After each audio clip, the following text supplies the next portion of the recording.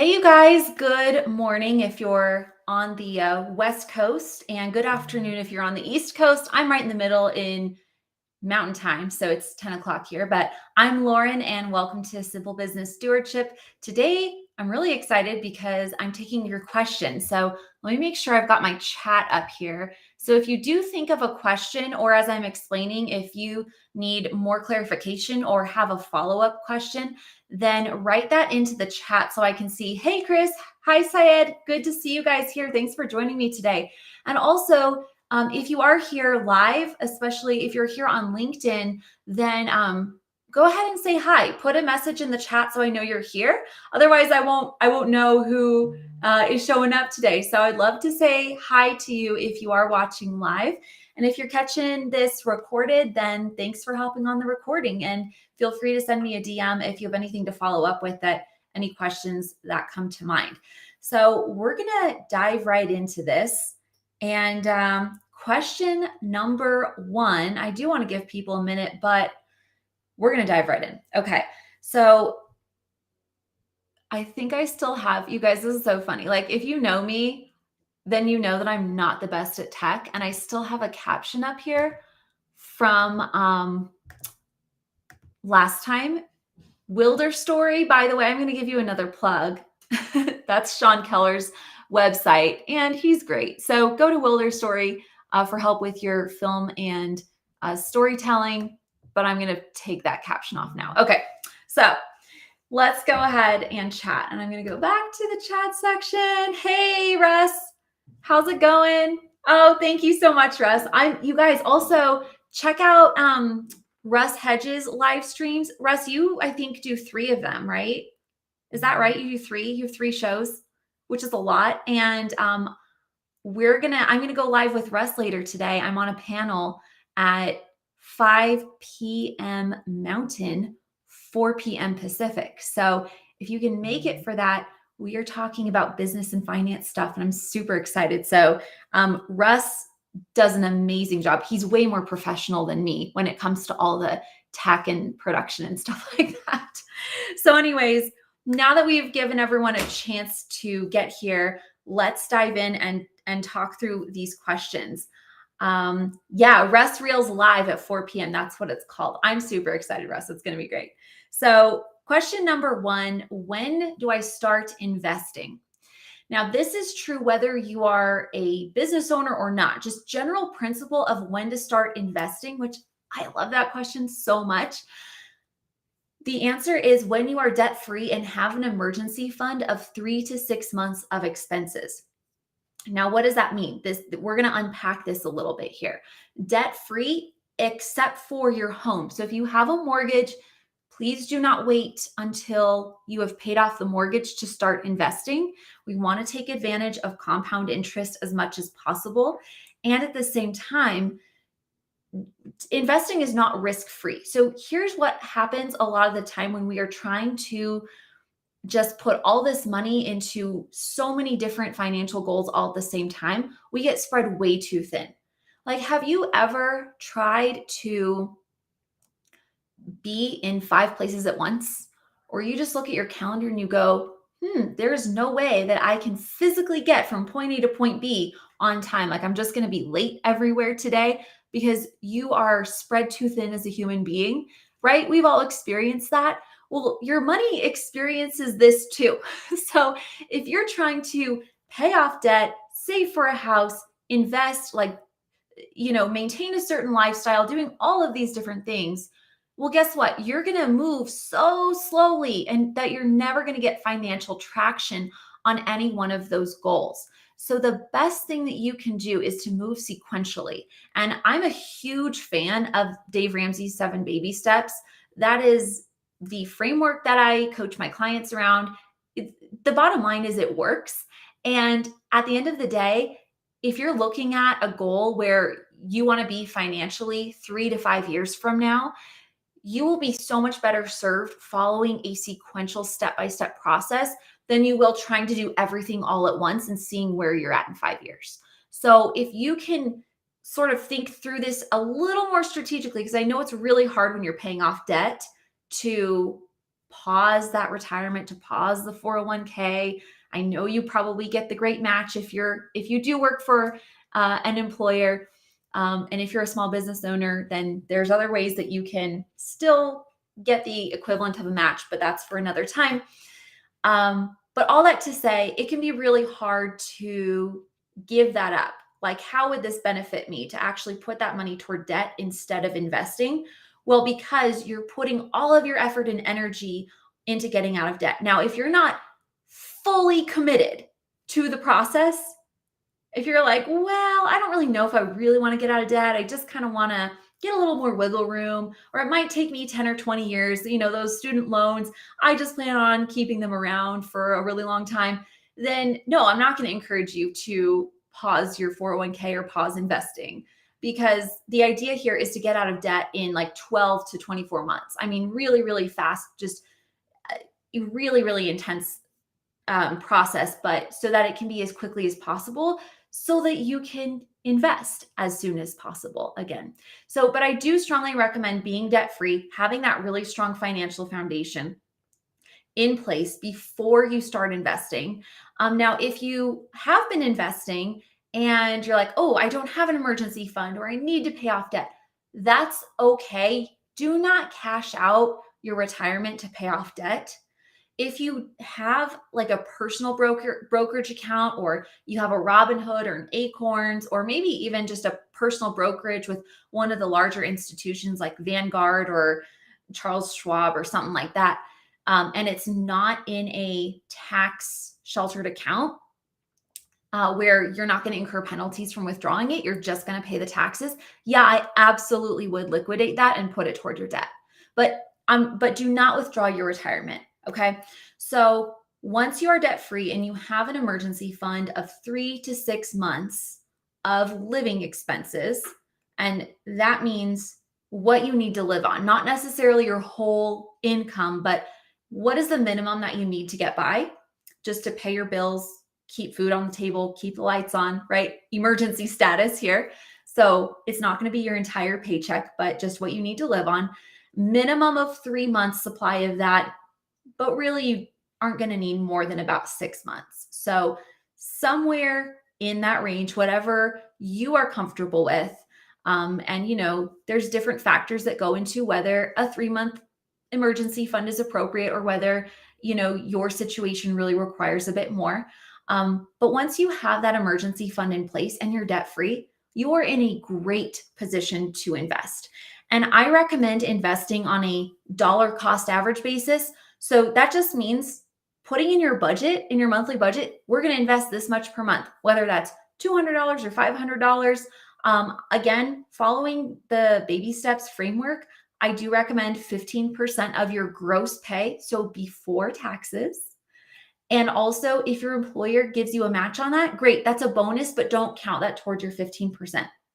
So 15% of your gross household income per month, just automatically set that up on auto, so that either, it's getting deducted from your paycheck if that's going into a 401k.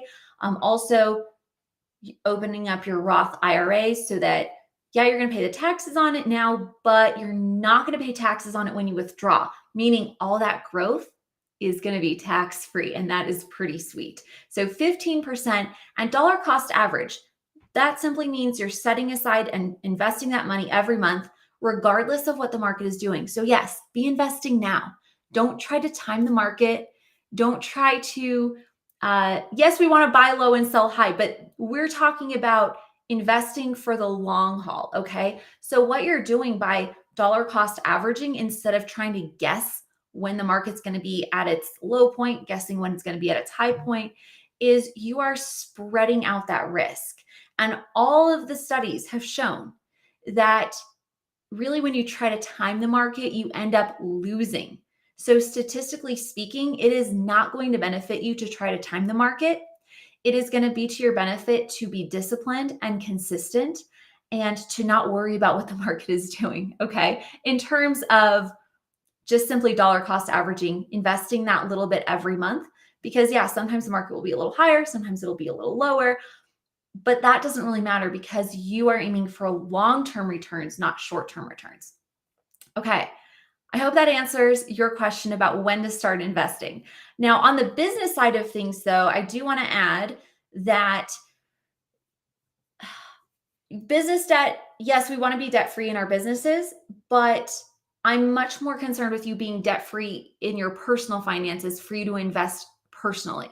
So think of your business and your personal finances as two totally separate things. Like, just if you had a piece of paper, and this is kind of how my brain works, get a piece of paper out, fold it in half, unfold it, draw a line right down the middle. Okay. On one side, you have your business finances. On the other side, you have personal finances, and they do not mix.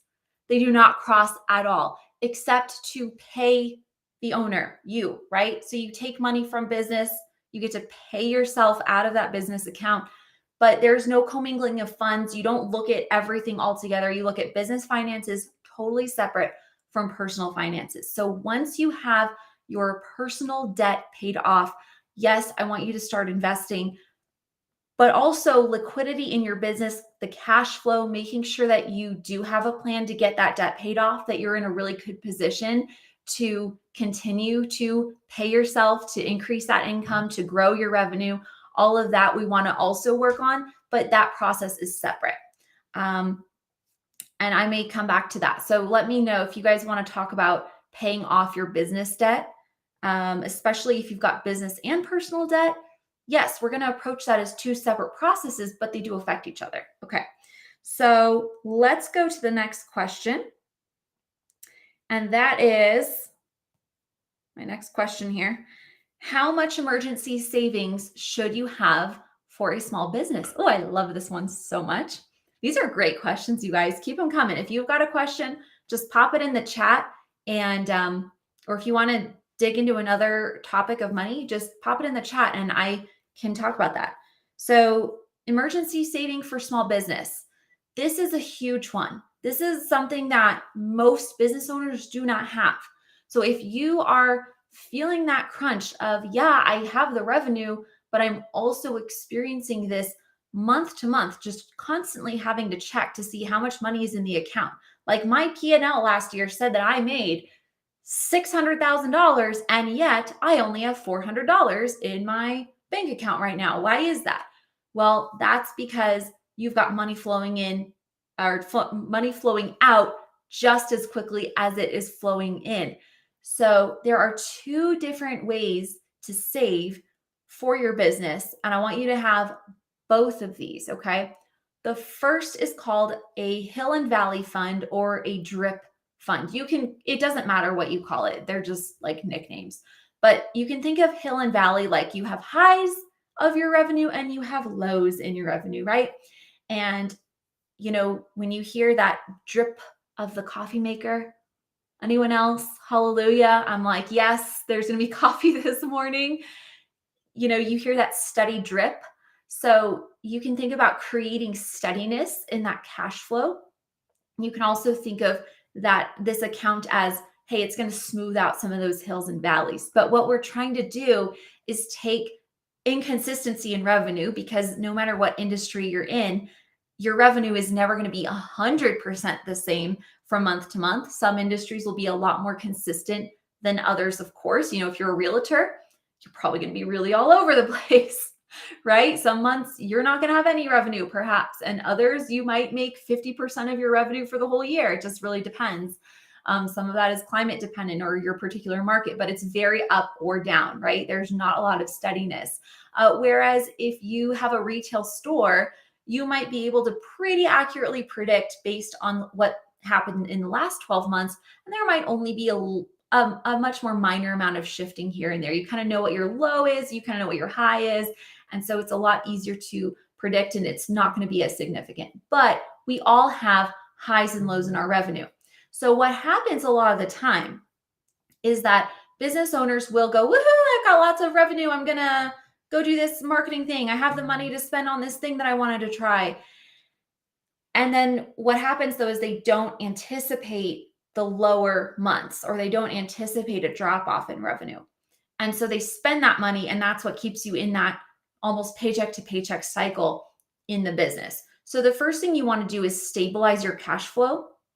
and not think of your emergency fund like a slush fund for extra spending or to make up for mismanagement, but instead create organization and structure and stability in your cash flow.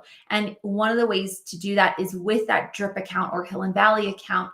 And basically all you do is you take extra money in those high months, you set aside a certain amount. So if you know that, man, we've got kind of a $10,000 gap where 3 months out of the year in the winter, because of the nature of our company, we're potentially not going to have what we need to cover expenses, pay the owner, pay our employees, pay the taxes, all of that stuff. So we're anticipating a shortfall. But in the summer months, maybe we make $100,000 more that we can retain as profit. And so what you would want to do is take that $10,000 that you're going to need to cover a shortfall in the winter, and you put that into your Hill and Valley account or drip account. Again, just nickname it whatever you like. And that is set aside for the specific purpose of smoothing out that cash flow so you can just drip it out when you know you're going to need it. But it is a set amount, it's planned, it's based on the natural business cycle, based on planned for ups and downs in your revenue, just to help smooth out operations and create that consistency. Okay. So separately from that though, you want to have an emergency fund. The emergency fund is for like COVID 2.0. I mean, knock on wood, right? That's not going to happen. But that is the emergency fund is for emergency. So if you as the owner are going to be out because you get sick and you're like, oh man, I don't quite have the level in my business where the level of development or enough employees to where if I'm out for 2 months, where I can actually make up for all that revenue yet. Well, that means you need to have an emergency fund in place so that if that did happen, that your business could continue operating, or you would at least be able to cover your overhead and still pay yourself while you were out, right? Or, just if we had a really, we are in recession, but if your business started to really feel the effects of that economic recession and your revenue and your profits were just not what they needed to be, then yeah, the emergency fund would help cover those things. Now, we also want to be proactive and plan so that we're minimally reliant on that emergency fund, but it's there for emergencies, right? So if you can have 3 months of owner pay and operating expenses in an emergency fund, separate again from your drip account, but just for emergencies, imagine how differently you would run your business. If you just knew that 3 months of operating expenses and owner pay were just sitting there, just in case of an emergency, how much more peace would that give you? How much more creative energy would that free up for you? How would you run your business differently if that were there? Could you take more strategic risks to grow if you had that money set aside? Absolutely. Would you be able to go to work and not worry about all the what ifs? Absolutely. So I recommend working your way up to 3 months and using a profit account, using a specific percentage from your revenue that you set aside, so that could be 10%, it could be 15% of your revenue. And you just put it into an account that you label profit each month and build your emergency fund with that. And so it'll be gradual, it'll be over time. But if you set a percentage, you can kind of say, okay, if I make this much in revenue and I'm setting aside this percent, this is how long it'll take me to build that emergency fund, right? And you can play with the numbers. And so if over the course of a year or two, you build a fully funded emergency fund for your business and you have a fully funded emergency fund personally, which is separate, because again, remember, we're separating business and personal finances. Total separation, no commingling, no crossover between the two. They're different financial management systems that you're using, even though your name is on both of them, right? Imagine if you had 6 months in emergency savings personally and 3 months in the business. I mean, you're pretty well protected for most of what life can throw at you. Okay. So then you can really focus on building wealth personally, growing the business, and you're ready to take off. Okay. One more question that I wanted to answer. Let me pull it up here. Okay, it was about how to pay off debt. So we have covered some of this because it's so critical to get your debt paid off before you're ready to invest. But what if you do have debt both in your business and in your personal finances? Like, should you take extra from your business to pay off personal debt? Should you not pay yourself so that you can get your business debt paid off? Like, how do we manage these things? So again, and this is going to be the particulars at least are going to be a little bit different for everyone. It is going to depend on many different factors, but let me give you the key principles and teach you how I think through this decision. So going back to our paper, again, if you have a piece of paper, like just a little object lesson, just like fold it in half, right? We're creating total separation, business, personal, okay? So what you're gonna do is make a debt snowball for your personal debts and a debt snowball for your business debts. Debt snowball simply means that you line up your debts in order of smallest to biggest, regardless of interest rate.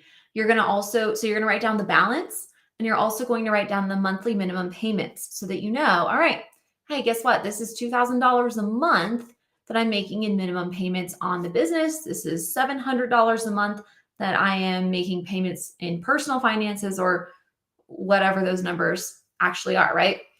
Then you want to look at how much money you are paying yourself from your business each month. And if you don't have a consistent amount, or you don't have a good system around that, DM me, we can talk through that. But look at your monthly income from the business, and you're going to make a plan to pay off the debt with that. So the debt payoff for your personal finances goes into your personal budget. And you're going to snowball that debt. So you're going to pay minimum payments on everything except the smallest debt. Once that smallest debt is gone, crossed off the list, and all that money gets applied to the next smallest debt. And so you see like the snowball effect, right? So that by the time that you are down at the big debt at the bottom, the largest balance, guess what? All that money that was going to pay off smaller loans now gets snowballed into paying off the larger one, and it enables you to pay that off rather quickly. Okay, so on the business side of things, here's what you're going to do. Still use your debt snowball, okay? The monthly payments, you're going to work that into your operating expense budget, okay? As you are able to cross off those debts using the same snowball process, you're freeing up cash flow, right? You are lowering what it actually takes to pay off or to operate your business, because you don't have to make those monthly payments. If you pay off a business credit card, if you pay off a truck, like all of those monthly operating expenses are decreasing. And guess what that's doing? That is adding to your profits. It's adding to your bottom line. So that's money that instead of putting in your operating expense account, you're going to put into your profit account. And what do we use a profit account for? For paying off debt, for building that emergency fund, for growing the business, and for bonuses. Yay. So yeah, Chris, you've started doing this. That is awesome. I love it. I love it. Let me know how it's going. So you're going to take that money that you were putting into your expenses, into your operating budget, and you're going to put that money into a profit account. It's a bank account, just a checking account labeled profit instead. Okay. Then each quarter, so instead of doing this monthly, you're going to do this quarterly. Each quarter, you're going to use that money from profit to snowball, to make extra payments to, well, we want to make sure we're paying off principal, but more on that later, to pay down the debts in the same snowball order that you're doing in your personal life, right? Same concept, but we're simply paying extra quarterly and taking money from that profit account and applying it to paying off that debt. So again, look at it as two totally different systems, two totally different processes for your finances. Now, if there are things in your business where you can afford to pay yourself more to pay off your personal loans faster, that's great. If there are certain things in your business that, man, this personal debt is pretty stable, but I've got to get these expenses down in my business, or else I'm not going to be able to pay myself anything, right? We have to protect the liquidity and the cash flow of your business if that is your primary source of income. So there's different factors that are going to affect how much you pay yourself versus how much extra you put in profit. And that is more of an individual process that, if you guys want to talk about that more, just send me a DM. Again, schedule time to talk. We'll talk through it. But that is the approach that I take. And that is the process that I use with clients to get their debt paid off as quickly as possible as they grow their business, as they sustain the business finances and build wealth personally. So, all right, you guys, I believe that is all the time we have for today for questions. But if you think of anything later, I often do. I often don't think of a good question in the moment, but then later I think, oh man, that would have been a good one. So if you think of anything like that, feel free to send it over to me, and I'd love to chat more with you. I hope this has been helpful, and have a great rest of your day, and I'll see you guys next time.